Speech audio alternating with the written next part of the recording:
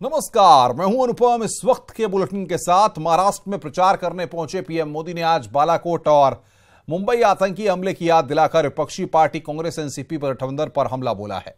माड़ा में पीएम ने कहा कि पिछड़ा होने की वजह से कांग्रेस के लोगों ने उन्हें गालियां दी और अब एक पूरे पिछड़े वर्ग को ही चोर बताने लगे हैं।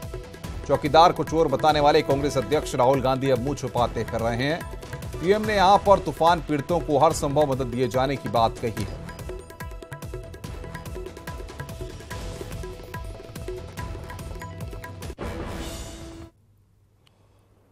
मैंने अफसरों को निर्देश दिया है कि राज्य सरकारों से बात करके जल्द से जल्द हर संभव सहायता आम जन को पहुंचाई जाए। जिन्होंने अपने स्वजन खोए हैं उन परिवारों के प्रति भी मेरी संवेदना है। अब तक उन्होंने 50-55 साल देश चलाया, क्या किया बताते नहीं। आने वाले 5 साल में क्या करेंगे बताते नहीं। सिर्फ एक ही बात बोलते हैं, बंगाल में जाओ वही सुनाई देगा, उत्तर प्रदेश में जाओ वही सुनाई देगा, कर्नाटक में जाओ वही सुनाई देगा, महाराष्ट्र में जाओ वही सुनाई देगा, बारामती में जाओ वही सुनाई देगा, माड़ा में जाओ वही सुनाई देगा। क्या सुनाई देता है? मोदी हटाओ, मोदी हटाओ, मोदी हटाओ, मोदी हटाओ। नामदार ने पहले चौकीदारों को चोर कहा और जब चौकीदार सारे मैदान में आए और हर हिंदुस्तानी चौकीदार कहने लगा तो उनके मुंह पे ताला लग गया और अब मुंह छिपाते फिर रहे हैं। लेकिन इस बार वो इससे भी आगे बढ़ गए हैं और पूरे पिछड़े समाज को ही चोर कहने लग गए हैं।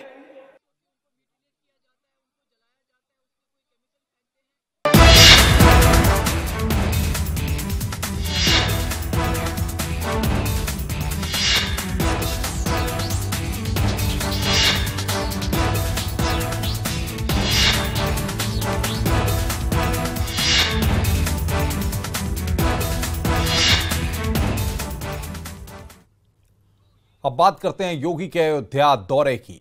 प्रचार पर बैन लगने के बाद अयोध्या दौरे पर पहुंचे सीएम योगी ने सबसे पहले दलित महावीर के घर में भोजन किया। खाना पूरी तरह से शाकाहारी था। खाने में दाल, रोटी, चावल और तरोई की सब्जी थी। खाना खाने के दौरान आपको बताएं कि योगी ने दलित परिवार से पीएम आवास योजना की जानकारी ली। दलित परिवार को पीएम आवास योजना का लाभ मिला है। भोजन करने के बाद योगी ने संतों से मुलाकात की है। योगी ने राम जन्मभूमि न्यास के अध्यक्ष महंत नित्य गोपाल दास से मुलाकात की। कुछ ही देर में योगी हनुमानगढ़ी और आमला के दर्शन करेंगे। बाद में सरयू नदी की आरती में शामिल होने के बाद योगी देवी पाटन धाम के लिए निकल जाएंगे।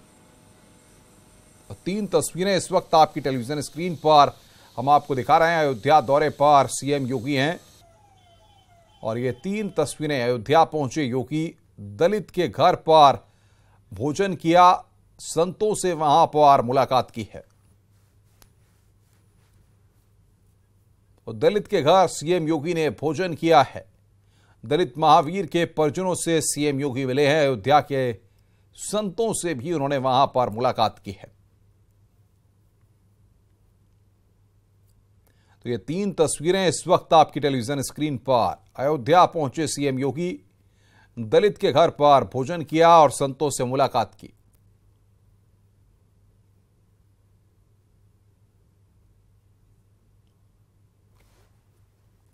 और बातचीत करने के लिए राजीव सिंह हमारे संवाददाता अयोध्या में ग्राउंड जीरो पर हैं, उनके पास चलेंगे। निमिष गोस्वामी हमारे संवाददाता अयोध्या में मौजूद हैं, जो लगातार मुख्यमंत्री के दौरे पर नजर बनाए हुए हैं। राजीव, बताइए फिलहाल मुख्यमंत्री कहां पर हैं और क्या कुछ कार्यक्रम चल रहा है?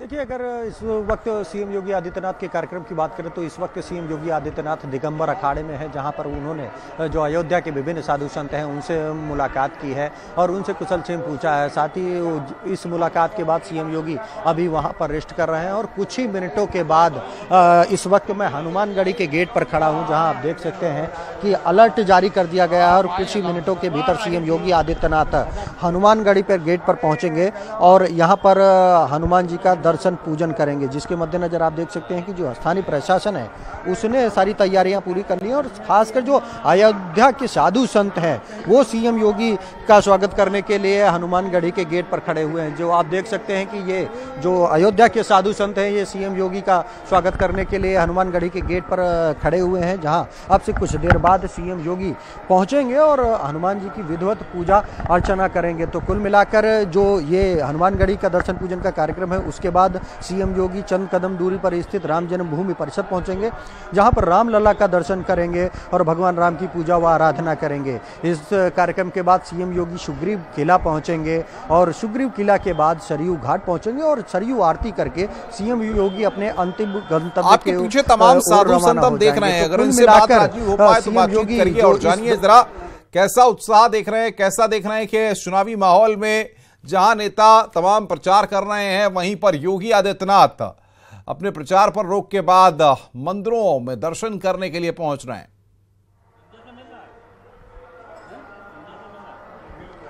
यकीनन सीएम योगी के इस दौरे को लेकर अयोध्या के साधु संतों में खासा उत्साह है। अगर बात करें कि इस चुनाव के वक्त में जहां जो बड़े नेता हैं वो रैली कर रहे हैं, वहीं सीएम योगी इस तरह के दौरे कर रहे हैं क्योंकि उनके पर रोक लगी है। आप इसको किस तरह देखते हैं? देखिए, सबसे पहले तो चुनाव आयोग को इनको पर रोक नहीं लगानी चाहिए।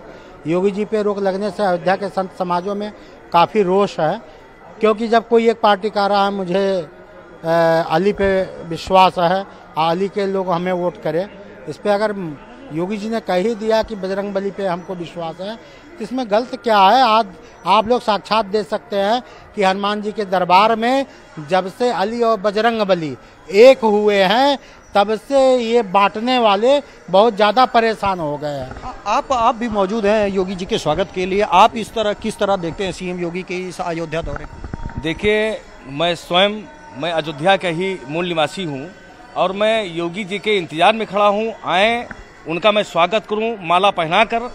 और मैं बताना चाहता हूँ कि उत्तर प्रदेश का अली अब बजरंग बली के साथ पूरी तरह से खड़ा हुआ है। और अदर पार्टी के लोग अगर ये कहें कि अली का मैं ठेकेदार हूँ तो वो उनकी भूल है। अब उत्तर प्रदेश के साथ साथ पूरे देश का अली बजरंग बली के साथ है और हमेशा रहेगा, क्योंकि तो जैसा कि आपने देखा अनुपम की जो अयोध्या के साधु संत हैं उनका ये कहना है कि जिस उद्देश्य और संदेश को लेकर सीएम योगी अयोध्या पहुंचे हैं उसके लिए वो सीएम योगी के स्वागत के लिए यहाँ पर खड़े हुए हैं। और शायद यही कारण है कि जब अयोध्या आज सीएम योगी पहुंचे तो उन्होंने सबसे पहले, भले ही उनकी सियासी सभा पर रोक लगी हो, उन्होंने सबसे पहले अयोध्या के एक दलित परिवार के घर पहुंचे और वहां पर उनके साथ न सिर्फ कुछ समय बिताया बल्कि भोजन भी किया, जो कि कहीं न कहीं एक बड़ा संदेश जाता है। जिस तरह से चुनावी जनसभाओं में आमतौर पर ये नेता विभिन्न समुदाय, जाति, धर्म के लोगों को अपने पक्ष में माहौल बनाते नजर आते हैं, उसी तरह भले ही विवादित बयान के बाद चुनाव आयोग की 72 घंटे तक लगाई गई रोक के बाद सीएम योगी इस वक्त सियासी जनसभा न कर सके हों, लेकिन कहीं न कहीं जिस तरह से लगातार कल उन्होंने राजधानी लखनऊ में हनुमान सेतु मंदिर जाके हनुमान जी का दर्शन पूजन किया, उसी तरह अयोध्या पहुंचकर अब से कुछ ही मिनटों बाद सीएम योगी एक बार फिर हनुमानगढ़ी पहुंचेंगे और वहां पर दर्शन पूजन कर जो एक कहीं न कहीं संदेश देना था वो संदेश देते नजर आ रहे हैं और लगातार चर्चा में बने हुए हैं। बिल्कुल राजीव, मैं आऊंगा आपके पास। निमिष हमारे साथ है। निमिष, क्या अपडेट्स है? फिलहाल मुख्यमंत्री कहां पर हैं?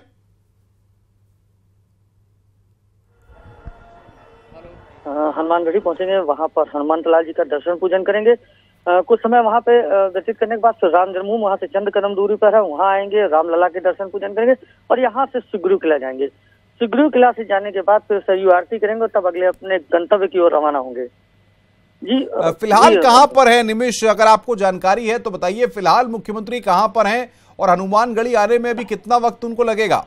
जी मुख्यमंत्री इस समय दिगंबर अखाड़े में मौजूद हैं और वहां पर संतों के साथ बात कर रहे हैं। भोजन करने के बाद वहां से चंद समय में, थोड़ी से समय में यहाँ से निकलने वाले हैं और निकल के सीधे हनुमानगढ़ी जाएंगे, जहां पर हनुमान लाल जी के दर्शन पूजन करेंगे।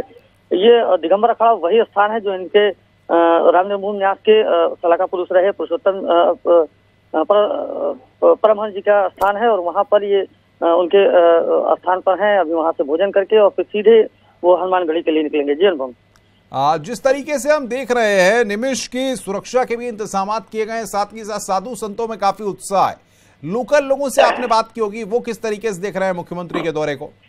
देखिए, लोकल लोग की बात करें, चाहे साधु संत की बात करें, मुख्यमंत्री के दौरे से, अयोध्या के दौरे से सब प्रभावित है, खासा खुश है। आज जैसा कि आपने देखा, दलित बस्ती में भी लोग बहुत खुश थे। पहला सीएम है जो दलितों के बीच आकर बैठा और भोजन करके गया।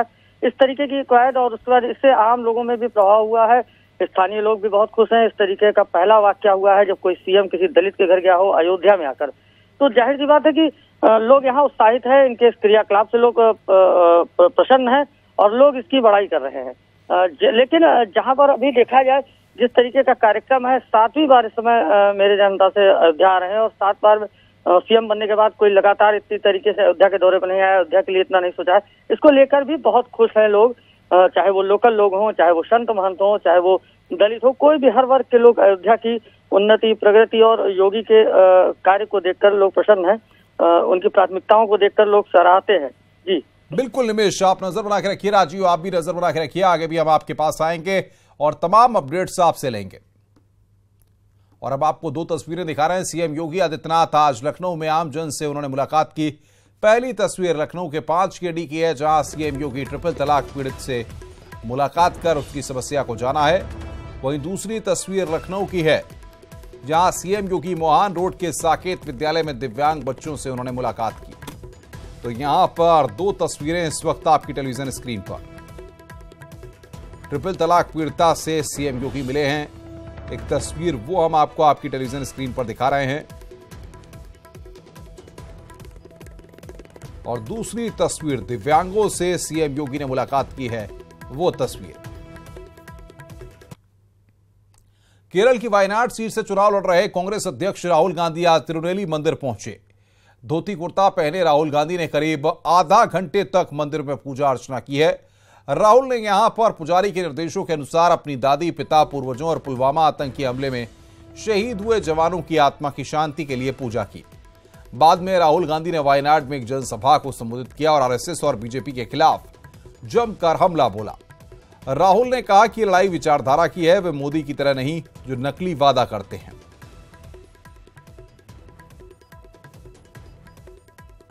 गोरखपुर से बीजेपी के उम्मीदवार और भोजपुरी स्टार रवि किशन ने आज सीएम योगी आदित्यनाथ से मुलाकात की और चुनाव प्रचार की शुरुआत करने से पहले उन्होंने सीएम योगी का आशीर्वाद लिया।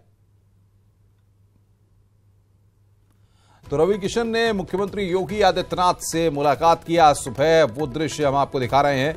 और उसके बाद आपको बता दें कि सीएम आवास पर जाकर के उन्होंने मुलाकात की है। गोरखपुर में प्रचार शुरू करेंगे रवि किशन। भोजपुरी फिल्म स्टार रवि किशन को बीजेपी ने गोरखपुर की हाई प्रोफाइल सीट से अपना उम्मीदवार बनाया है। क्या कुछ है तैयारियां, किन मुद्दों के साथ मैदान में उतरेंगे रवि किशन, आप देखिए हमारे संवाददाता अजीत सिंह की रवि किशन के साथ ये एक्सक्लूसिव बातचीत। गोरखपुर हाई प्रोफाइल सीट है जहां से भोजपुरी सिने स्टार रवि किशन को प्रत्याशी बनाया गया। आज उन्होंने मुख्यमंत्री से मुलाकात की है। हमारे साथ वो मौजूद हैं। कितना बड़ा चैलेंज आप देखते हैं गोरखपुर सीट पर? कोई चैलेंज नहीं है। देखिए, एक तो गोरक्षनाथ बाबा का आशीर्वाद है, योगी जी का आशीर्वाद है, प्रधानमंत्री जी के कार्यों का आशीर्वाद है, देश प्रेम में लीन है पूरा देश। और ये इतना अद्भुत चुनाव है कि पूरे विश्व की नजर इस चुनाव पर है। तो हमको नहीं लगता, बस हमको हर दरवाजे जाके नॉक करना है और प्रधानमंत्री जी की नीतियों को, जो उन्होंने योजनाएं बनाई हैं, जो योजनाएं गांव किसान के लिए, देहात के लिए दी हैं, उसको जनवाना है हमको। योगी जी के कार्यशैली को जनवाना है, क्योंकि अपोजिशन अपने स्वार्थ में बहुत चीज भुलवा देता है। तो उसको हर दरवाजे, हमारा कोशिश है कि ये 1 महीना हमको जो मिला है, 19 मई को हमारे यहाँ चुनाव है गोरखपुर में, तब जाके हर दुआरे, हर दरवाजे हाथ जोड़ना और बताना है कि ये हमारे प्रधानमंत्री जी का, गांव के कोने प्रधान का चुनाव ना हो। ये प्रधानमंत्री का चुनाव है, एक निस्वार्थ प्रधानमंत्री और एक वंशवाद का एक पूरा एक महामंडली, एक चौकड़ी जो जमावा, ये उसके खिलाफ चुनाव है। आतंकवाद के खिलाफ चुनाव है, राष्ट्र प्रेम का चुनाव है, राष्ट्रवादी सोच का चुनाव है। और एक लोग हैं जो सब गलत सोच को लाना चाहते हैं देश में। तो ये बहुत बड़ा अहम चुनाव है और आप सब लोग इस यज्ञ में साथ दें हमारे अद्भुत प्रधानमंत्री श्री नरेंद्र मोदी जी का। ये प्रधानमंत्री का चुनाव है, ये मत भूलिए। सब कुछ भूल जाना, ये मत भूलिए कि नरेंद्र मोदी जी को लाना है आपको और अद्भुत तरीके से लाना, नहीं तो ये देश के टुकड़े कर देंगे लोग। जो विचारधारा चल रही है, इतना बड़ा गठबंधन बना है, जो ये देश को पूरा नोचने के चक्कर में जो बना है, ये देश को इसको बदलना चाहते हैं, पता नहीं, इस अद्भुत देश को बदलना चाहे, इसकी संस्कृति बदलना चाहते हैं लोग। कैसी विचारधारा लेके लोग आ गए खाली सीट पाने के लिए, राज्य अपना बनाने के लिए, हमारे इतिहास को भुलवाना चाहते हैं। तो आप लोग कृपया वोट करिएगा, प्रधानमंत्री जी को जितवाना आप लोगों को कृपया। हम तो पूरा जान झोंक देंगे, आप लोग भी भोरे से चल जाइए। हो बोलते हैं ना कि बाद में जलपान करिएगा, पहले जाके चुनाव में वोट करिएगा आप लोग। हैं एक सवाल और आपसे कि गोरखपुर में उपचुनाव है, अखिलेश यादव, मायावती, सभी लोग इस बात पे लगे हैं कि कैसे गोरखपुर की सीट को हराया जाए, और उपचुनाव का परिणाम भी आपके सामने। क्या नई स्ट्रेटजी और क्या योगी जी ने मंत्र दिया? हर दरवाजे जाने के लिए कहा है उन्होंने, सबको बताइएगा। हमारे केवट भाई लोगों से लेके ब्राह्मण, छोट जात, बड़ जात, कोनो बिरादरी ना, रवि किशन बन के जाई, हर जगह सबका द्वार खटखटाई, सब लोगन के बोला ये भाई प्रधानमंत्री का चुनाव बा। और ये लोग, कुछ लोग स्वार्थी लोग आए हैं जिन लोग अपना खानदान, परिवार, बाल बच्चा के लिए जमीन बनाना चाह रहे हैं। भोपाल सीट से बीजेपी साध्वी प्रज्ञा सिंह को उतार सकती है। अब साध्वी का टिकट तय माना जा रहा है, क्योंकि साध्वी ने बीजेपी कार्यालय पहुंचकर पार्टी नेताओं से मुलाकात की है। रामलाल से भी साध्वी ने चर्चा की है। माना जा रहा है कि जल्दी बीजेपी साध्वी के नाम का ऐलान कर सकती है। तो आज शाम तक उम्मीदवारी का ऐलान हो सकता है। बहुत अच्छा था और हमारा मन बहुत अच्छा था, और सब मिलकर के राष्ट्र के विरुद्ध जो षड्यंत्र कर रहे हैं, उनके विरुद्ध राष्ट्र धर्म के लिए हम लोग एक साथ मिलकर के कार्य करेंगे, और ये धर्म युद्ध हम जीतेंगे, ये सुनिश्चित है। मैं 4 बजे आऊंगी। अब ये क्रम चलता रहेगा। हाँ, मेरी हो गई है पार्टी की सदस्यता। घोषणा होने के पश्चात मैं बिल्कुल आपके समक्ष आऊंगी, सभी बातों का जवाब दूंगी। चुनाव लड़ेंगे और विजयी होंगे। अभी इतना ही। बड़ी चुनौती है नहीं, मेरे लिए कोई बड़ी चुनौती नहीं है। 10 साल से वो मुख्यमंत्री रहे हैं और 20 दिन पहले उनका टिकट तय हो गया है। हमारे साथ शिवराज जी हैं, और शिवराज जी 15 वर्षों तक सीएम रहे।